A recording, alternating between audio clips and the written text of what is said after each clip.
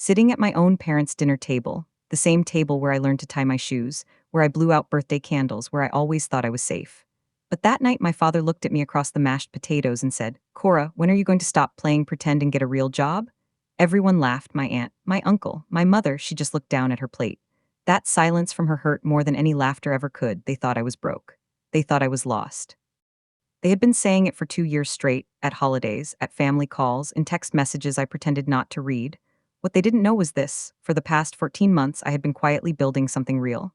Something documented, something undeniable, and one person at that very table, someone they all loved and trusted, owed me $127,000. Hadn't said a word. Not yet. But that night, something shifted inside me. I was done being the family joke. The moment was coming, and I had everything ready. Cora smiled through every joke for 14 months, but what she brings to that final dinner, nobody saw it coming. Subscribe now, turn on notifications. The real story starts right now. My name is Cora. I am 29 years old and I live in Atlanta, Georgia. From the outside, my life looked like one big question mark. No corporate badge, no steady paycheck, nothing I could slide across the dinner table as proof that I had made it. What I had was a skill, a laptop, and a quiet belief that I was building something real. Atlanta is a city that rewards the bold, and I felt that every single morning when I sat down to work. Inside my family's house, I was still the girl who hadn't figured it out. The one they whispered about, the one they pitied, and the worst part? I could see it in their eyes every single time it was a Sunday. Pot roast on the table, sweet tea in the glasses, family packed into every chair. My father looked straight at me and said, "Cora, when are you going to stop playing pretend and get a real job?" The table went quiet for exactly 1 second, then everybody laughed. My aunt covered her mouth. My cousin looked away. My mother just stared down at her plate like the tablecloth had suddenly become the most interesting thing in the room. That silence from her, that was the part that stung. My father's words were loud, but her silence was louder. I picked up my fork, took a slow bite, and smiled. Nobody at that table knew what I was sitting on. After dinner, I helped clear the plates like everything was fine.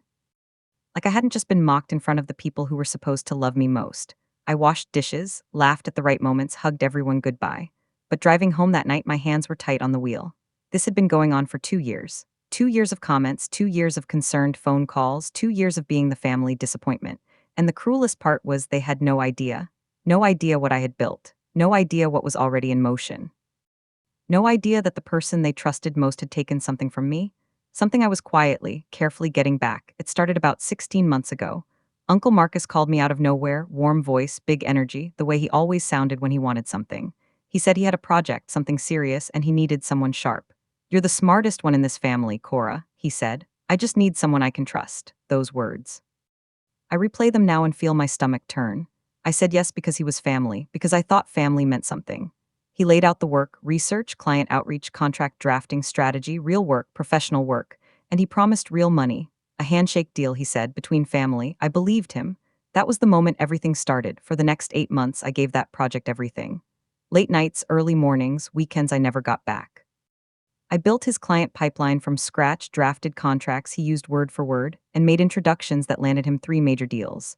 I kept every email, every deliverable, every message where he said, "Great work, and I couldn't do this without you." I tracked my hours like a professional because I was one.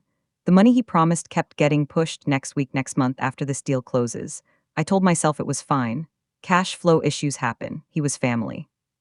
He wouldn't do this to me, but the number kept climbing and the payments never came. The calls started getting shorter.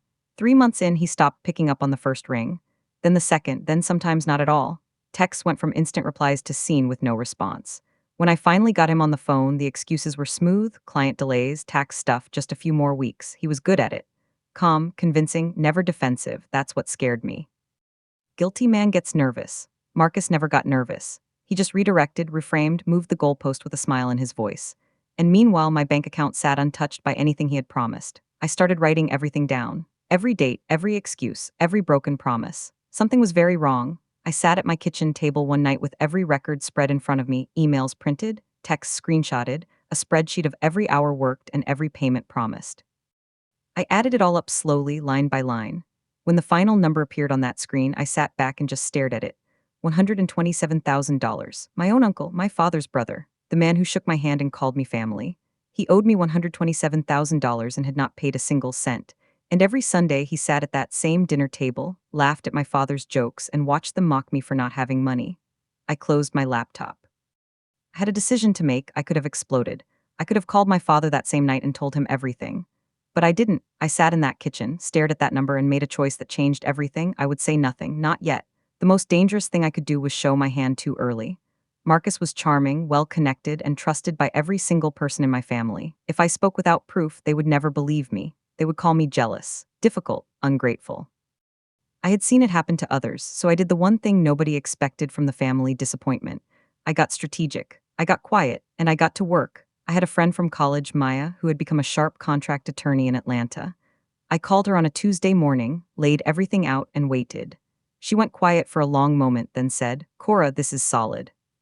She told me the handshake deal was legally binding given the documentation I had: the emails, the deliverables, the messages where Marcus confirmed the work.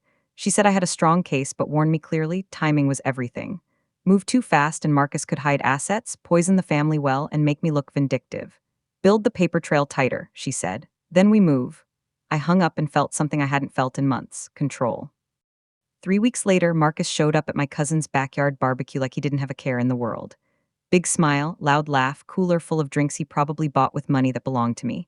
He hugged me first. Long, warm, genuine feeling. "Cora, how's everything going?" Like nothing was happening. Like there was no lawyer, no spreadsheet, no $127,000 sitting between us. I smiled back just as warm.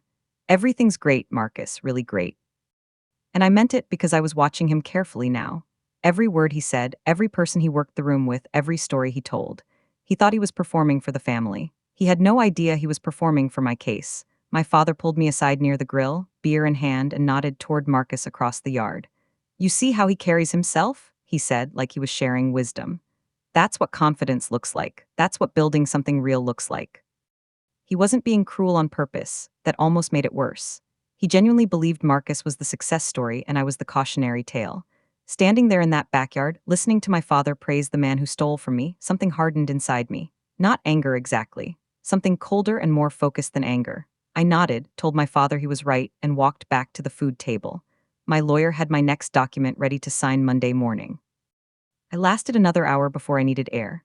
I excused myself quietly, walked to my car parked down the street, and just sat there with the windows up. No music, no phone, just silence. I had been carrying this for months, smiling at dinners, laughing at the right moments, watching Marcus play the beloved uncle while I built a legal case against him in my spare time. It was exhausting in a way I couldn't explain to anyone. But sitting in that car, I reminded myself why I was doing it this way. A quick confrontation would give me one moment of satisfaction. Doing it right would give me everything. I took a long breath, fixed my face, and walked back to the party. That week I went into full documentation mode. I organized every email by date and created a master folder: contracts, deliverables, client introductions, follow-up messages, every single thread where Marcus acknowledged my work. I had screenshots of texts where he said payment is coming soon, and you'll be taken care of, I promise. I printed bank statements showing zero deposits from him across 14 months. Maya reviewed everything and said it was one of the cleanest paper trails she had seen in a contract dispute. "He can't say this didn't happen," she told me. "It's all right here." I labeled that folder simply 127K. I looked at it every morning before I started my day. It kept me focused. A colleague of Marcus's reached out to me through LinkedIn, a woman named Denise who had worked with him 2 years before me. She had heard through mutual contacts that I was involved with Marcus professionally. Her message was short and careful. "Be careful. He will claim you were never formally contracted. He has done this before." I read that message 4 times, then I forwarded it straight to Maya. What Denise didn't know, what Marcus didn't know, was that I had an email thread where Marcus himself outlined my role, my deliverables, and the agreed compensation. In his own words, from his own email address. I wasn't worried, I was ready. And Marcus had absolutely no idea what was coming. It was a random Wednesday morning. I was having coffee, checking emails like any other day when I saw his name in my inbox. Marcus. The subject line was blank. I opened it and immediately realized this was not meant for me. It was meant for someone named Derek, and it was a financial summary. Numbers, account transfers, project revenues, my project revenues. Money that had come in directly from the client connections I had built for him, deposited into an account I had never seen before, spent across categories that had nothing to do with our work. He had received the money. He had moved it. And he had never once considered paying me. My hands were completely still as I forwarded it to Maya. Maya called me within an hour of receiving that forwarded email. Cora, this just changed everything, she said. We had suspected Marcus had spent the money. Now we had documentation in his own words showing exactly where it went. The smartest thing I did at that moment was nothing. I did not reply to Marcus. I did not call him. I did not let a single word slip at the next family dinner. I just let him believe that email disappeared into the void. People who think they are safe get careless. And a careless Marcus was exactly what I needed. Maya filed it as key evidence and told me we were now in a very strong position. I slept better that night than I had in months. Christmas at my parents' house was always loud and warm, the kind of holiday that looked perfect in photographs. Marcus arrived with bags full of gifts, playing the generous uncle to perfection. Expensive bourbon for my father, a silk scarf for my mother, gift cards for the cousins. Everyone lit up when he walked in. Marcus always comes through, my aunt said, squeezing his arm. I stood near the fireplace watching the whole scene and doing the math in my head. Those gifts, every single one of them had been paid for with money that belonged to me. My work, my hours, my expertise. Wrapped in ribbon and handed to my family, while I stood there empty-handed and smiling like everything was perfectly fine. My mother hugged Marcus and told him he was too generous. My father clapped him on the back and said the family was lucky to have him. I watched all of it from across the room with a glass of cider in my hand, and a feeling in my chest I can only describe as cold fire. Not the kind that makes you scream, the kind that makes you focused, sharp, and very, very patient. I excused myself to the kitchen, stood at the sink for 60 seconds, and reminded myself every single moment of this will matter later. Every gift, every compliment they gave him, every time they looked past me to praise him. It was all going into the story I was about to tell. 2 days after Christmas, my cousin Bria texted me and asked if I could talk. We got coffee, and she looked uncomfortable from the moment I sat down. She told me Marcus had been working the family quietly for weeks, telling anyone who would listen that I had become difficult and ungrateful, that I had done some small freelance work for him and was now wildly exaggerating what he owed me. He had already started building his defense inside the family before I had said a single public word. I thanked Bria, drove home, and called Maya immediately. Marcus was scared. Scared people make moves. And every move he made was leaving a trail I was more than happy to follow. Maya sent the formal legal demand letter on a Thursday morning, certified mail, professional letterhead, every detail documented and referenced. Marcus had 14 days to respond with full payment or face civil litigation. I did not warn him it was coming. He found out when it landed in his mailbox. I know this because Bria texted me that same afternoon saying Marcus had called my father sounding really stressed. I put my phone down and went for a walk around my neighborhood. The Atlanta air was cold and clean. For the first time in 14 months, the weight I had been carrying started to feel lighter. The silent strategy had worked perfectly. Now it was his move, Marcus called me that evening. No warm voice this time, no smooth redirects. He was angry, clipped, barely holding it together. Cora, you need to drop this right now. You have no idea what you are starting. I said nothing. He kept going. I will tell this entire family things about you that will make you wish you never touched that lawyer. You will lose everyone. I let him finish. Then I said very quietly, Marcus, this conversation is being recorded with your knowledge as of right now. I'd choose your next words carefully. Dead silence on the line. Then the call ended. I sent the recording to Maya within minutes. He had just made my case significantly stronger without realizing it. Marcus moved fast. Within 2 days of receiving that demand letter, he was sitting in my parents' living room. I found out from Bria, who heard it from my aunt. He told them Cora had done some small, odd jobs for him, got paid fairly, and was now exaggerating everything out of jealousy. He framed it as a mental health concern, said I had become obsessive and unstable. My father believed every word. My mother stayed quiet again, which meant she was uncertain. Marcus knew exactly what he was doing. He was poisoning the well before I could pour anything clean into it. But what he didn't know was that Bria was texting me every single detail in real time. My father called me that same evening. His voice was tight, controlled, the tone he used when he had already made up his mind. Cora, I don't know what's gotten into you, but you need to stop this nonsense right now. Marcus is family. You are embarrassing all of us over some money you probably imagined was owed. I sat on my couch and let him finish completely. Every word, every disappointed pause. When he was done, I said, Dad, I hear you, I love you. Then I hung up. I did not defend myself. I did not argue. I did not cry, not until after the call ended. Then I wiped my face, opened my laptop, and forwarded my father's voicemail to Maya as documentation. Maya called me on a Friday afternoon with news that shifted everything. Marcus had retained his own attorney, a civil litigation lawyer based in Buckhead. This means he is not going to settle quietly, Maya said. He is going to fight this. For a brief moment, I felt the weight of it. This was no longer just a family dispute. This was a real legal battle against someone with resources, connections, and a family narrative already built against me.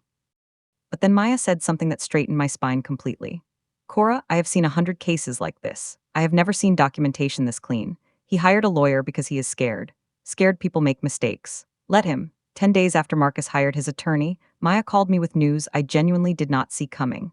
A man named Roland, Marcus's former business partner from 4 years ago, had reached out to Maya's office voluntarily. He had seen the legal filing through professional channels and contacted us directly. Roland confirmed that Marcus had done the exact same thing to him, used his work, promised payment, and disappeared behind excuses.